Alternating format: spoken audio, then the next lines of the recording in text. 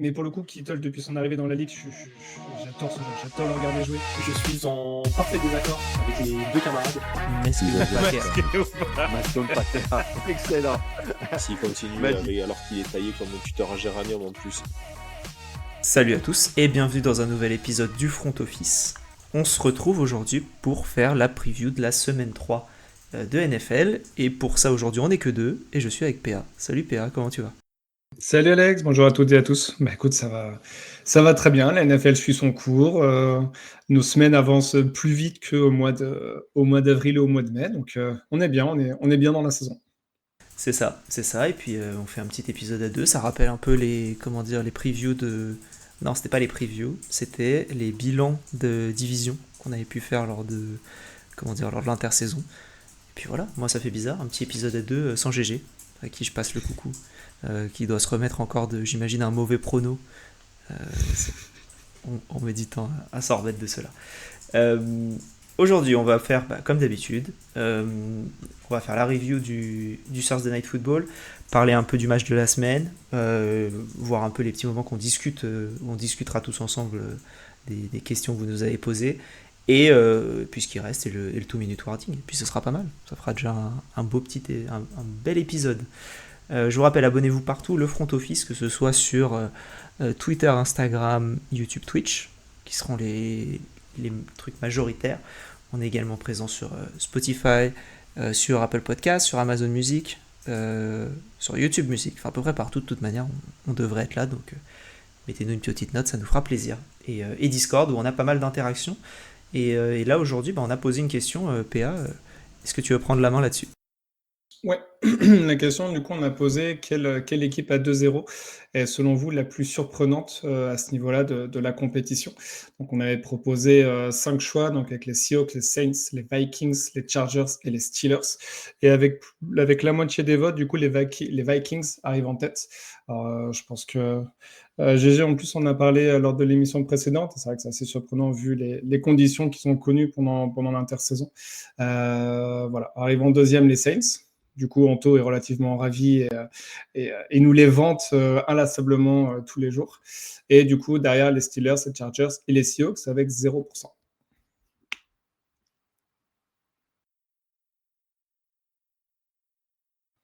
De mon côté, c'était plus donc les Vikings en premier parce que je les voyais pendant un moment premier de la draft, et les Chargers dans le power ranking, je les avais mis en 2.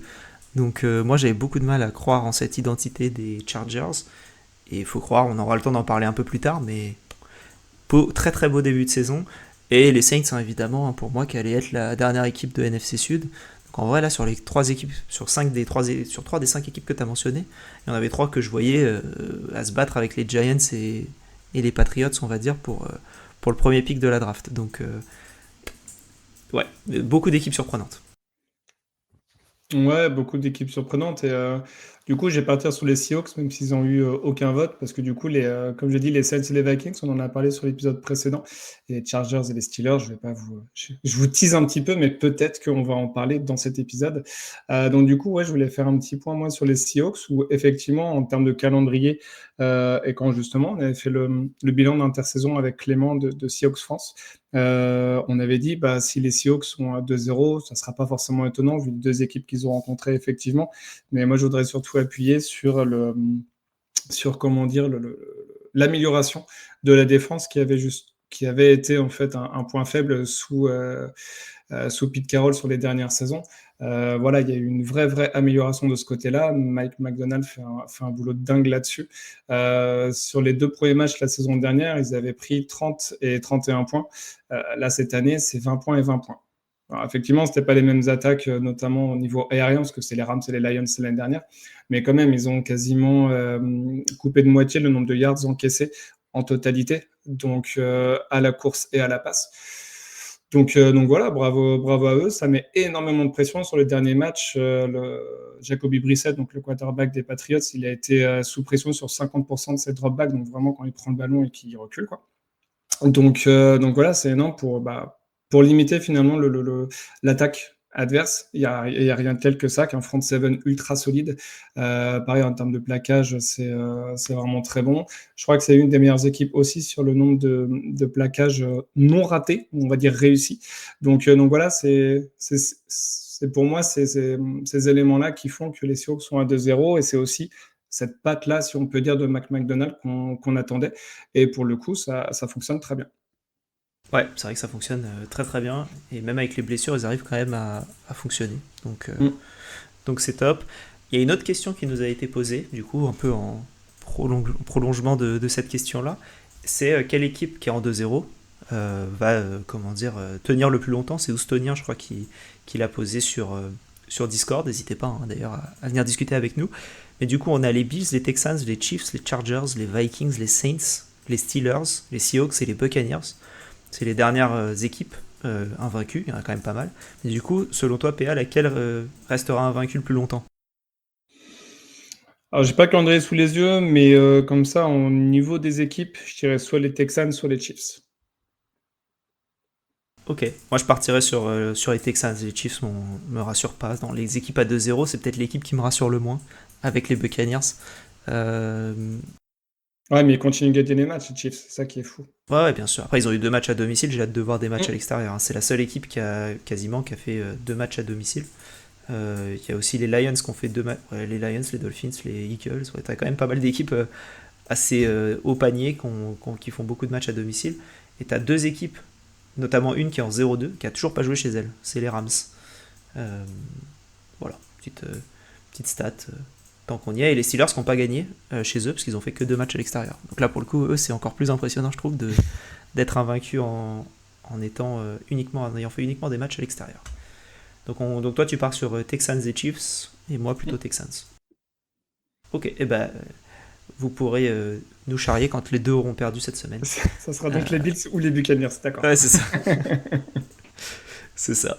Bah écoute, on va pouvoir... Donc merci en tout cas à tous ceux qui nous ont posé les questions, et n'hésitez pas à nous en poser d'autres. Je sais que Jérôme a envie de faire des petites vidéos où il répond à chacune de vos questions, donc envoyez-en. Ça lui fera plus de temps devant la caméra.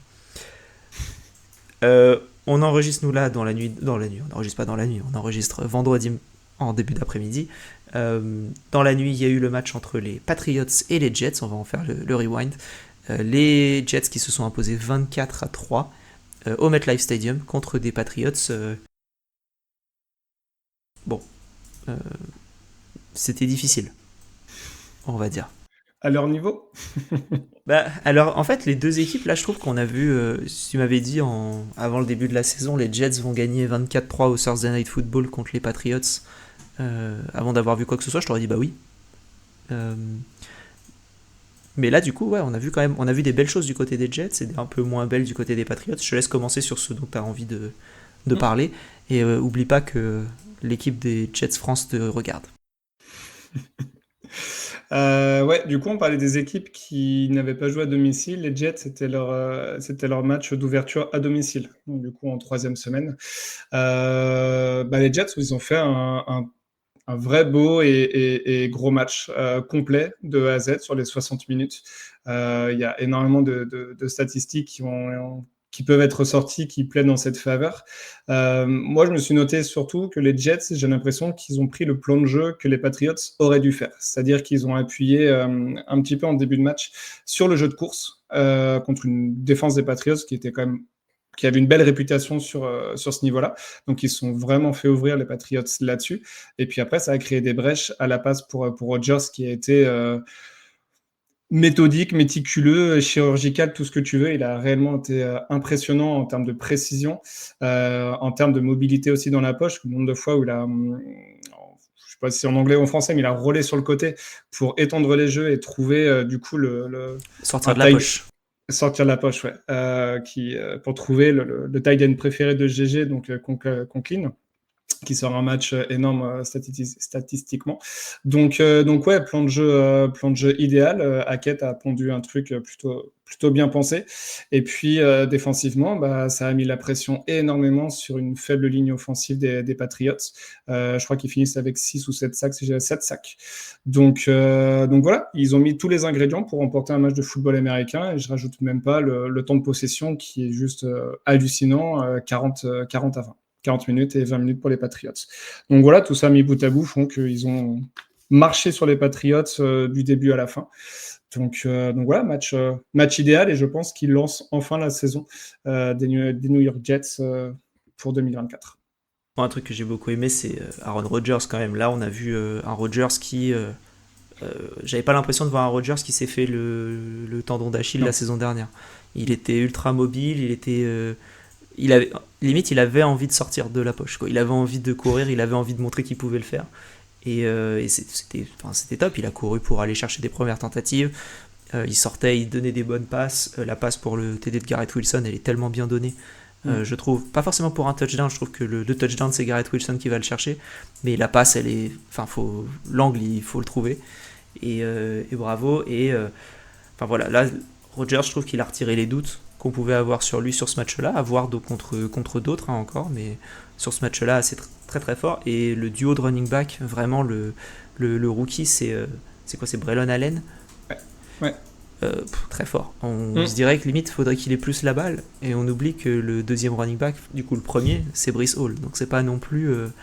voilà, il a pas Zach Moss devant lui, avec tout le respect que j'ai pour Zach Moss, mais tu te dis, ouais, ok, d'accord. Là, les deux, t'as quand même t'as un super duo, quoi. T'as envie de donner la balle aux deux sur chaque play.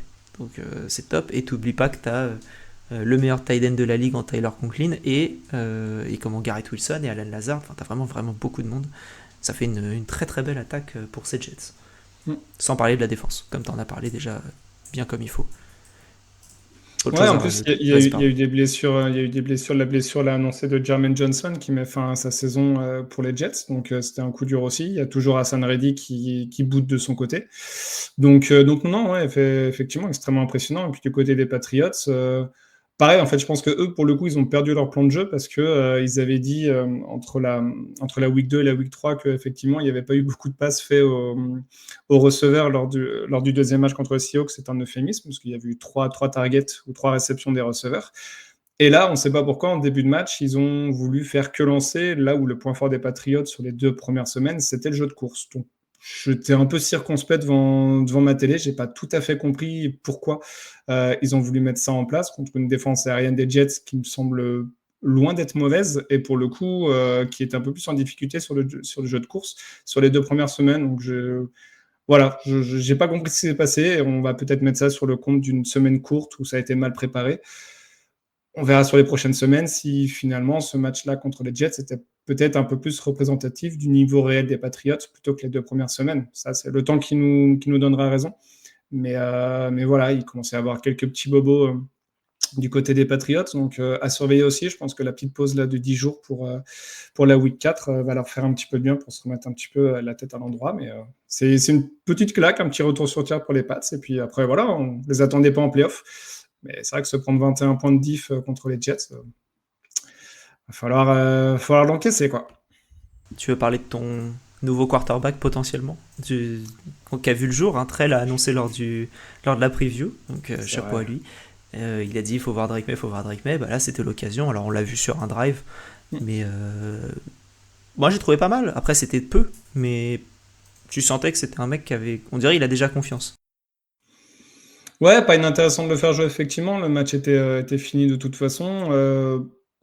Bon, certains seraient peut-être un peu plus sceptiques que nous parce qu'il y avait un risque de blessure. Maintenant, c'est aussi un poste de quarterback où tu as un risque de blessure sur chaque jeu dans l'absolu. Donc, à un moment donné, si tu as peur de ça, tu le fais jamais jouer ton QB pris au 3e pick. Donc, intéressant de le voir jouer. C'est vrai que sa première passe, elle a failli se finir en interception. Tu te dis, oh. Et il faut que je regarde d'ailleurs le fameux All-22 dont je vante à chaque fois sur le Discord, mais j'ai l'impression que Osborne, il est un petit peu tout seul en profondeur, donc je regarderai ça. Tu peux expliquer ce que c'est le All-22 pour ceux qui... Pardon, je crois que sur DAZN, ils appellent ça le coaching film. C'est en gros, en fait, toutes les actions d'un match. Donc, des deux équipes qui sont mis en ligne avec une vue arrière, donc au niveau du quarterback, et une vue aérienne, ce qui permet en fait de faire aussi des temps de pause et de voir un petit peu où sont les joueurs au moment d'une action importante sur un sac, sur une belle réception, sur un jeu de course. Ça permet aussi de mettre en avant un petit peu, par exemple sur un jeu de course, les bons blocs réalisés par la ligne offensive ou par les tight ends. Sur une réception, comment le receveur a pu se démarquer de son défenseur, s'il y avait une couverture pour la défense. Donc vraiment ultra intéressant. Ça permet parfois de mettre en avant un petit peu la faiblesse d'un QB plus que la faiblesse d'un corps de receveur, quand on voit que les receveurs peuvent être un peu plus démarqués que ce qu'on peut voir à la télé. Donc moi, je trouve ça ultra intéressant justement pour voir un petit peu les jeux qui peuvent être appelés et finalement la séquence qui a lieu où c'est un petit peu moins bien vu sur DAZN ou à la télé. Mais voilà, après de ce qu'on en a vu, écoute, c'était pas inintéressant. J'ai moins aimé l'entrée en fait de mai avec un changement aussi de quasiment la moitié de la ligne offensive. À un moment donné, si tu veux le faire jouer, et pareil sur le corps de receveur, parce qu'on a fait jouer Keishon Boutte qui coupe un peu les citrons sur le banc. Donc, à un moment donné, si tu veux voir un petit peu aussi, le tester, voir ce qu'il vaut, essayer de le mettre avec l'équipe titulaire. Ça, c'est mon côté un peu chafouin, mais après, sur sa rentrée, écoute, ça fait plaisir de le voir avec le maillot, de le voir sur le terrain. Et il ne s'est pas démonté le jeune, il s'est pris 2 sacs, il les a encaissés. Et puis, pour le coup, l'attaque a un petit peu avancé. C'est du garbage time, mais ça va permettre de le dérouiller un petit peu. Yes, totalement. Bah écoute, on va pouvoir passer tranquillement à la preview maintenant, si ça te convient. Ouais. Donc on va commencer avec le gros projet, le match de la semaine, c'est entre les Chargers et les Steelers, un match entre deux équipes invaincues, puisque les deux équipes sont en 2-0. Et je pense que si on avait regardé en début de saison, la semaine 3, et qu'on s'était dit on parlera de Chargers-Steelers parce que c'est le match entre deux équipes invaincues, j'ai des doutes sur le fait qu'on y aurait forcément cru. Je vais commencer, moi je me suis noté, c'est le match des surprises. Alors c'est pas les plus grosses surprises, mais les Chargers vraiment, c'est très très fort ce qu'ils arrivent à faire sur ce début de saison, notamment avec la personne que vous avez pu voir en miniature de cet épisode qui est J.K. Dobbins, qui est le meilleur coureur de la ligue cette saison, avec pourtant la moitié des tentatives par rapport aux autres qui sont à peu près à ce niveau-là. Je crois qu'il a à peu près 10 yards par portée, ce qui est sur 2 matchs normalement insoutenable. On va voir si ça arrive à continuer cette semaine. Mais franchement, là, t'as 2 équipes qui jouent de manière différente. C'est-à-dire que t'as une équipe qui gagne grâce à son attaque et l'autre qui gagne grâce à sa défense. Et ça a été un beau choc de voir les deux s'affronter. Ouais, assez d'accord. C'est le choc des cultures un petit peu, quoi. Vraiment entre l'attaque au sol des Chargers et le rideau de fer, encore une fois, des Steelers. Donc, fan des quarterbacks, peut-être passez un petit peu votre chemin sur ce match-là. Mais ouais, c'est impressionnant ce qu'ils proposent. Ils roulent sur leurs adversaires réellement. Hein. Après, c'est toujours pareil, à voir aussi en fonction de l'adversaire. Ça a été les Raiders au premier match et le Panthers sur le deuxième pour les Chargers. J'ai beaucoup aimé l'intégration de Joe Alt parce que pour le coup, effectivement, c'est un rookie et sur le premier match, il a complètement éteint Max Crosby. Quand même, c'est impressionnant. L'un des meilleurs DN de la ligue. Et du coup, ça pose question justement face aux Steelers de voir comment lui va se comporter sur TJ Watt, qui va être la menace principale du côté de Pittsburgh sur ce match-là. Si Watt n'arrive pas à mettre la pression, ça peut donner un petit peu plus compliqué pour les Steelers parce que les Steelers, offensivement, c'est difficile. Hein. C'est vraiment difficile. Il n'y a eu aucun touchdown à la course, un seul à la passe sur les 2 matchs. Face à des défenses qui sont quand même pas l'élite de la ligue non plus, hein, les Falcons et les Broncos. Ouais, ce match m'intrigue, plus que ne m'attire, je dirais m'intrigue. Si les Chargers arrivent encore à mettre leur jeu en place, ça peut être une longue après-midi de dimanche pour nos amis de Pittsburgh. Après, j'ai quand même toujours malheureusement, des interrogations sur Justin Herbert là depuis l'année dernière et même cette année. Alors déjà, à voir s'il va jouer parce qu'il est un peu questionable en ce moment, vendredi en tout cas. Et même sur ses lancers, je trouve pas le Herbert de son début de carrière, quoi. Donc, à voir s'il arrive justement lui aussi à se dégripper un petit peu là-dessus. Est-ce que ça va être le bon match aussi pour se dégripper, pour lancer? On verra. Ça dépendra aussi du score, je pense. Mais ouais, j'ai des petits doutes et des interrogations sur Herbert là sur les 2 premiers matchs. Donc intéressant de ce côté-là. Ouais, et puis en plus, non seulement tu as des interrogations sur lui, mais en plus son corps de receveur est pas fabuleux. Donc il peut pas se reposer sur un Keenan Allen, Mike Williams des grands jours où tu te dis bah je la balance et on verra s'il y a un des gars que j'aime bien qui fait le play. Là tu te retrouves avec des joueurs qui sont quand même bien moins bons, mais j'ai l'impression que tu as plus d'armes moyennes alors qu'avant tu avais vraiment deux top joueurs. Là tu as plus d'armes moyennes. Bon, à voir ce que tu préfères comment dire, dans ce genre de panier là. Moi je m'étais noté point clé du coup sur l'attaque des Steelers. Je pense que le plan de jeu des premières semaines était basé sur un Russell Wilson en forme. Et je trouve qu'on n'a pas encore vu assez de Justin Fields et des qualités qu'il peut avoir. Et je me dis, bah, est-ce que là, tu as 2 semaines pour le préparer réellement? Est-ce que t'as pas changé déjà un peu le playbook en ayant un QB mobile? Parce que notre ami Mike Tomlin, c'est pas le type de QB qu'il a l'habitude d'avoir. C'était Roethlisberger, Rudolph, Pickett, Trubisky qui a un peu de jambes mais qui n'était pas non plus un coureur à la Justin Fields. Et là tu te dis bah en fait t'as un peu mieux. Est-ce que t'as pas moyen de faire plus de comment dire de read, de play action, de plein de choses, mais en fait en donnant pas forcément la balle au running back mais en la donnant à Fields? Ça m'intéresse de voir cette partie là. Et j'espère pour le coup que Fields peut arriver à prouver qu'il a plus que juste d'être un game manager qui lance la balle, des petites balles par-ci par-là et qui donne pas de touchdown, qui fait pas d'interception, juste un mec qui fait pas d'erreur. J'ai envie de voir un mec qui fait des plays. Et je pense que ça peut arriver face à cette équipe. Ouais, après, les Chargers, effectivement, ils ont pris un petit peu, contre les Raiders notamment, sur le jeu aérien, ils ont pris un petit peu de yards défensivement. Après, ce qui était une des grosses faiblesses, je dirais, des Chargers sur les dernières années, c'est la défense contre la course. Et pour le coup, les 2 premiers matchs, c'est très bien ce qu'ils ont proposé. 71 yards encaissés contre les Raiders, 90 contre les Panthers. Ouais, 2 matchs à moins de 100 yards où c'était une équipe qui en prenait régulièrement 150, 160. À voir si effectivement, justement, contre une attaque des Steelers avec un QB extrêmement mobile, ils vont réussir à renouveler ça.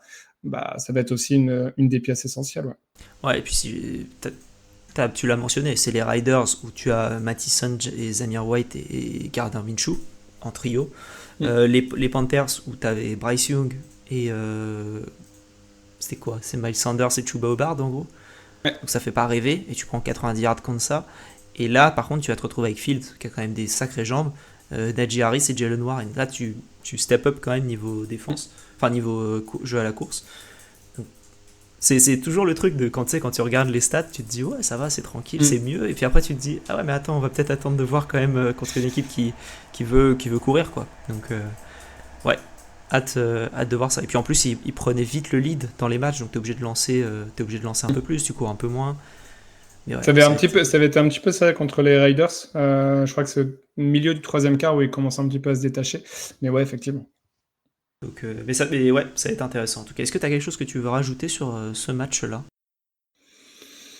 Non, je crois que c'est aux Steelers, donc j'espère qu'il va pas pleuvoir. Parce que sinon, on aura encore plus de jeux de course. Ouais.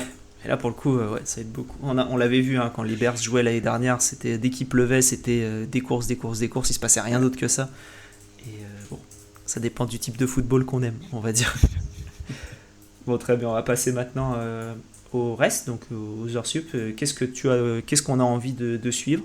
Et je crois qu'au niveau des visuels, c'est moi d'abord, donc je vais commencer. C'est ce qui m'intéresse, moi, c'est les équipes contender. Alors, je vais définir contender par équipe qui peut gagner qui peut éventuellement gagner. Putain, j'ai mis. Ouais, bon. Les équipes qui peuvent éventuellement gagner leur division ou aller en playoff. Est-ce qu'ils vont se relever alors qu'ils sont en 2-0? Et pour ça, j'ai noté les Ravens qui jouent face aux Cowboys, donc un match difficile. J'ai pris les équipes qui ont vraiment des matchs durs. Donc les Ravens face aux Cowboys qui peuvent se retrouver en 0-3. Les Rams qui accueillent les 49ers, donc encore une fois un match difficile. Et les Jaguars qui vont se déplacer sur le terrain des Bills. Donc tu as 3 matchs avec des oppositions assez difficiles pour des équipes qui sont en 0-2. Et je me dis, si tu te retrouves en 0-3 maintenant, c'est chaud pour ces 3 équipes-là. J'ai pas mentionné les Bengals qui sont aussi en 0-2, mais ils jouent les Commanders. Donc ça m'intéresse un peu moins, on va dire. S'ils perdent, là, on pourra les tailler. Mais c'est pas une opposition forte, j'ai envie de dire. Mais par contre, ces 3 matchs-là, t'as un match de division. T'as un match qui peut être le Super Bowl. Hein. Ravens Cowboys, l'année dernière, en milieu de saison régulière, on se disait que ça pouvait être un Super Bowl. Et voilà, ça m'intéresse vraiment parce que les Rams, ils vont avoir beaucoup de mal, je pense, cette semaine face aux Niners avec une attaque où il n'y a plus personne, quasiment. J'exagère, hein, mais quand ton identité, c'est Kupp et Nakua quasiment avec Kyren Williams qui est là pour prendre les brèches qui sont ouvertes par les deux autres. Si t'as pas les deux, c'est compliqué. Ton jeu peut devenir un peu prévisible. Les Ravens, ça joue face à des Cowboys qui quand même impressionnent depuis le début de la saison. Enfin, qui ont impressionné sur le premier match et qui après se sont pris une rousse contre les Saints, mais les Saints ils impressionnent aussi, donc eux aussi ils vont avoir à cœur de se relever. Et ouais, les Bills contre les Jaguars, les Bills qui font une bonne saison et les Jaguars un peu moins. Donc je suis assez curieux parce que je serais pas surpris que ces trois équipes là perdent et finissent en 0-3 cette semaine. Et là ça devient compliqué. Ouais, parmi les 3 matchs que tu as cités, les Rams, ils sont dépeuplés. Je sais plus qui dans l'équipe avait mis les Rams 4e ou 5e au choix de draft. J'allais te dire ça, je vais aller regarder ça m'intéresse. Ne me dis pas GG, s'il te plaît. Mais je crois que c'est lui. mais ils sont dépeuplés. Je crois qu'il y a la moitié de leur ligne offensive qui est aussi à l'infirmerie. C'est GG, il les avait mis en 4. Ouais, c'est ce que j'avais en tête. Il est infernal. Oh là là là là. On va plus entendre parler que de ça. GG, c'est vraiment le gars typique 80-20. Il va te sortir 80 dingueries, mais sur les 20%, on va retenir que ça en mode ah ouais, quand même, il avait raison. Ouais, il a mis les Buccaneers 9e aussi. Hein, juste. mais non, les Rams, pour revenir sur eux, on a l'impression de revivre la saison d'il y a 2 ans où tout le monde était blessé. Ils avaient mis Donald au milieu de la saison sur une injury reserve pour le préserver. Enfin, c'est infernal pour eux. Franchement, c'est infernal. Et contre des Niners revanchards, je ne les vois pas du tout prendre ce match, quand bien même c'est un match intra-division. Les Jags contre les Bills, j'ai de moins en moins confiance envers le coaching staff des Jags. Je ne comprends pas où va cette équipe et ce qu'ils font avec cette équipe. Donc, pourtant, ça avait bien marché. Le Doug Peterson, quand il était arrivé, c'était cool. Ça avait insufflé quelque chose de nouveau et on dirait on l'a déjà perdu.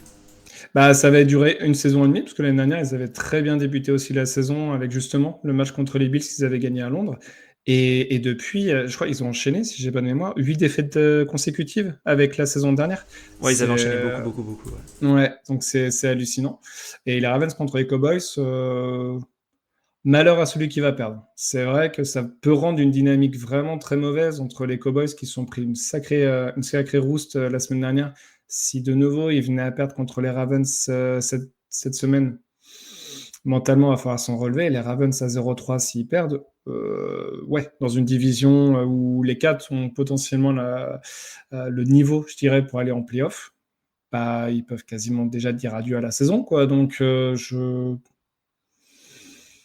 Ouais. Même si la FC Nord, c'est l'upside down en ce moment, hein, on le rappelle, oui. Puisqu'on a les Bengals et les Ravens en 0-2, les Browns en 1-1 et les Steelers en 2-0. Ouais. Donc, sur les 3, effectivement, allez, je vois peut-être 2 équipes sur 3 être à 0-3 à la fin de lundi matin. Ouais, et c'est sans parler, il y a d'autres équipes encore qui sont en 0-2 et qui inquiètent un peu. Hein. Moi, il y a les Colts qui m'inquiètent un peu et qui jouent les Bears, mais voilà, quoi, c'est les Bears. Ça fait pas peur cette saison, on va dire. Mais voilà. Et les Bengals, du coup, contre les Commanders. C'est vraiment ces 5 équipes où je vais regarder d'un œil assez attentif. De ton côté, PA, toi, tu pars sur de la philosophie. Ouais, je m'étais fait la réflexion en regardant les formats 40 minutes. Du coup, j'ai la chance et l'opportunité d'en voir quand même beaucoup sur mon temps de repos, on peut dire. Et je trouvais que les attaques n'arrivaient pas à transformer, je dirais, leur drive par des touchdowns. Du coup, j'ai un peu relevé ça. Je me suis intéressé un petit peu au niveau des stats sur ce que ça pouvait donner. Et il s'avère que j'étais pas du tout dans le faux. Je dirais même j'étais plutôt dans le vrai. Parce qu'il y a plus de la moitié des équipes. C'est pour ça qu'on t'a recruté aussi. Hein, parce que c'est pour ça, tu vois. C'est mon côté mathématicien. Mais il y a la moitié des équipes qui sont à 50% de transformation de TD quand ils arrivent dans la red zone. Voilà, cette notion-là est importante. Alors la première, ça va te faire rire, c'est les Browns avec 100% de réussite, mais ils sont allés 3 fois en red zone en 2 matchs. Donc les stats, on peut leur faire dire n'importe quoi. Du coup, je vais ressortir par exemple une équipe contender comme Détroit. Ils sont à 27% de transformation. 2 sur 4 sur le premier match, très bien. Et le deuxième match, ce qui m'a aussi un petit peu interpellé, ils sont à 1 sur 7. Et du coup, j'ai relevé D'autres stats là-dessus, donc sur la dernière semaine, donc sur la week 2, il y a eu 73 field goals de tentés par les équipes. C'est un record dans toute l'histoire de la NFL. Et depuis les 2 premières semaines, il y a eu plus de field goals que de touchdowns. On est à 141 sur 136. Donc là-dessus, il y a un... Je vais me permettre d'ajouter un truc sur ce que tu dis, c'est que pour tous ceux qui jouent en fantasy et qui jouent avec des kickers, ce qui est le cas de quand même beaucoup de monde, vous voyez que les kickers, c'est ceux qui font presque le plus de points en ce moment. C'est monstrueux, les Brandon Aubrey, les Kylie Farbane, eux ils te font des matchs à chaque fois monstrueux. Pardon, je te coupe, mais c'était juste Non, pour pas de rajouter souci. cette notion. Et du coup, Trey en a parlé justement sur l'épisode précédent avec les Giants qui mettent 3 TD mais qui arrivent à perdre un match. Washington, ils ont fait 0 sur 6 en red zone. Alors pour le coup, ils étaient à 3 sur 3 sur la semaine 1. Donc je pense qu'à un moment donné, ça va aussi s'équilibrer. Je vais regarder un petit peu ça en milieu de saison pour voir comment ça s'équilibre. Mais je pense ça peut aussi être en corrélation avec le thème qu'on avait la semaine dernière ou la question de l'auditeur la semaine dernière sur le fait d'avoir le jeu de course et le jeu de passe. Tu arrives à établir un jeu de course, maintenant plus la distance par rapport à la red zone et la end zone se rapproche, bah, effectivement, plus les défenses aussi sont proches de la ligne de scrimmage ou du front five, je dirais, de l'offense. Et donc, du coup, plus tu as de monde dans la boîte, plus c'est difficile de courir. Et si tu n'as pas un jeu de passe qui est établi ou des menaces en red zone, en end zone, pardon, et bah la transformation en touchdown, elle se fait pas, quoi. Donc derrière, tu dois juste mettre des 3 points. Et C'est ce on qu'on a vu regarde au avec niveau les des Jets. scores. C'est ce qu'on a vu avec les Jets, je trouve hier. C'était comment dire t'as les 2 running backs qui vont très bien, mais par contre quand t'as besoin de passer à Lazard, à Wilson et à Conklin, bah les mecs ils sont là, donc forcément t'étires les défenses. Et je pense que ça fait aussi un parallèle avec ce qu'avait dit GG sur le fait qu'il y a eu beaucoup de matchs avec 7 points ou moins. Bah effectivement, si les équipes mettent, avec des gros guillemets, que 3 points au lieu de 7, bah ça donne des matchs aussi un peu plus serrés. Ce qui n'est pas pour nous déplaire, on va pas se le cacher. Hein. Les red zones là, sur les 2 premières semaines sont vraiment top. Il y a toujours des choses qui se passent sur les terrains. Et pour le coup, c'est sympa de ne pas avoir, effectivement, je crois que les GG l'avait dit, de ne pas avoir des matchs terminés au milieu du 3e quart. Pour nous, en tant que supporters ou fans de NFL, je dirais, c'est plutôt intéressant. Mais à voir s'il va y avoir une progression durant la saison, ou c'est quelque chose qu'on va subir sur toute la saison. Mais bah, les botteurs vont avoir beaucoup de travail cette année. Ouais, c'est ça. Et puis, comme tu dis, hein, et comme GG a dit, si le dernier match qui a un intérêt, c'est Panthers Raiders dans ta red zone de 22h, ouais, tu restes pas, quoi. Alors que là, on aura le temps d'en parler lors du 2-minute warning, mais les matchs de la session de 22h, ils sont vraiment cool cette semaine. Et ouais, je suis d'accord avec toi, hein, c'est triste. T'as beaucoup moins de touchdowns. J'avais vu des stats qui m'échappent maintenant, mais c'était le nombre de touchdowns, comme tu as dit, il est dans la poubelle, quoi. Il se passe rien. Il est familique, c'est familique. Ouais. Donc, je pense que là, tu as des matchs quand même où tu vas avoir beaucoup d'équipes offensives qui s'affrontent, et je pense que ça peut remonter, mais tu as quand même des philosophies de jeu qui sont différentes. Et c'est aussi un autre point, je trouve, c'est que les QB play, ils sont bien moins bons cette saison. Je trouve que les QB sont très très médiocres cette année. Enfin, médiocres, on se comprend, moyen. C'est là, quand je regardais la red zone le week-end dernier, je sais plus si c'était à la red zone ou un match en particulier, mais je m'étais dit, CJ Stroud, lui, quand il va être payé, il va être vraiment vraiment bien, parce que c'est le seul QB où moi j'ai une impression visuelle là de supériorité par rapport aux autres. Il est trop fort. Le mec est trop fort. Et il est jeune, hein, c'est pour ça aussi, hein, parce que t'en as d'autres qui sont bons mais qui ont déjà leur contrat, genre les Mahomes, mais Mahomes n'est même pas forcément top cette saison. Mais Mayfield est très bon, mais bon, ça va être compliqué de lui donner un énorme contrat. Un mec comme Stroud, ouais, ça va être... Ouais, j'ai hâte de voir en tout cas les QB se réveiller. Je sais pas si c'est une question de receveur, de type de jeu, de quoi, mais ouais. Sur les matchs, du coup, j'ai fait le calcul, 136 touchdowns sur du coup 32 matchs, en comptant semaine 1, semaine 2. Ça fait une moyenne de 4 TD par match. Ouais, ça fait longtemps qu'on avait eu un total aussi bas, je pense. Hein. Ouais, 2 touchdowns, 4 touchdowns, c'est 21-7, et après tu rajoutes que des field goals. Ouais. Une conversion pas ouf. Bah écoute, on espère que ça va augmenter et qu'on va pouvoir s'amuser un peu plus. Moi, il y a un truc, puisqu'on n'est que 2 aujourd'hui, je te propose qu'on parle d'autre chose avant de passer au 2-minute warning. Elle n'est pas un match de la semaine, mais un sous-match de la semaine, c'est plus un angle que je veux aborder.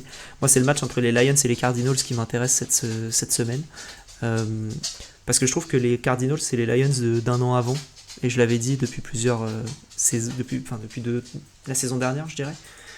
Et ce match-là m'intéresse beaucoup, je sais pas si toi aussi, mais, mais j'ai hâte de voir ce duel entre, je trouve, des identités assez différentes. Tu as l'impression que les Cardinals, eux, pour le coup, ils ont pris le chemin du jeu à la passe, même si Connor est excellent, et que les Lions, eux, pour le coup, font le changement là et vont plus vers le jeu de course. Et ouais, moi, ce match-là, il m'intéresse beaucoup. J'ai envie d'en parler un peu plus que juste de dire Lyon ou Cardinals lors du 2-minute warning. On durera du coup réellement 2 minutes. Non, c'est vrai que Cardinals, ils ont fait une énorme impression contre les Rams. Hein, ça a été ultra impressionnant. Marvin Harrison a montré pourquoi il a été pris en 4 à la draft. Il a été monstrueux sur ses tracés, sur la colle qu'il avait sur les mains. C'était juste hallucinant, quoi. Sa première réception là, dans la end zone, elle est phénoménale, hein, franchement, hallucinant. Et du coup, on retrouve aussi un Murray que, pour le coup, moi, personnellement, j'ai relativement haut en tant que QB, parce qu'il a cette vraie aspect double menace, mais pas double menace comme Jackson, c'est-à-dire que lui, ça va être une petite mobilette et dans la poche pour l'attraper. C'est juste impressionnant. Comme je disais, Connor, il fait aussi une très très bonne saison. En fait, ça fait plusieurs saisons aussi qu'il performe, le mec. Donc, il est un peu sous le radar ou un peu sous-côté, mais pour le coup, c'est une pièce essentielle de l'attaque des Cardinals. Moi, je vais juste voir défensivement s'ils vont réussir à reproduire ce qu'ils ont fait contre les Rams avec l'O-line de Détroit, parce que, comme on l'a dit, les Rams, ils sont complètement dépeuplés sur la ligne offensive. Donc, à voir. Mais ouais, ça peut être un feu d'artifice offensif, ouais, effectivement. Voilà, c'est ça. C'était tout. Hein. C'était juste une petite mention de ce match-là qui est sympa et qui est dans le slate de 22h. Et écoute, on va pouvoir passer au 2-minute warning et faire nos pronos. Ça va être un peu plus rapide, du coup on n'est que deux, donc je te laisserai commencer et puis je prendrai le relais ensuite sur chacun des matchs. Pour ceux qui sont sur YouTube ou sur Spotify en version vidéo, vous avez les matchs qui s'affichent avec également les diffuseurs. Donc, si jamais ça vous intéresse de voir les matchs, vous avez les diffuseurs. Donc on a le Red Zone qui sera sur beIN 4 avec, dans les matchs à 19h, on a les Giants contre les Browns. Browns aussi. On a les Bears contre les Colts. Bears, je crois. Colts. Texans Vikings dans un match de 2 équipes invaincues. Aussi. Texans aussi. Eagles Saints qui sera sur M6+, si jamais vous avez envie de regarder uniquement ce match-là. Les Saints. Les Eagles. Chargers Steelers. Broncos Buccaneers. Buccaneers. Packers Titans. Titans, je crois que j'ai mis.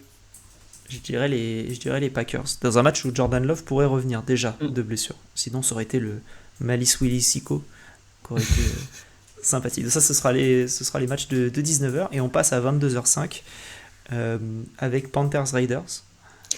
Raiders. Panthers.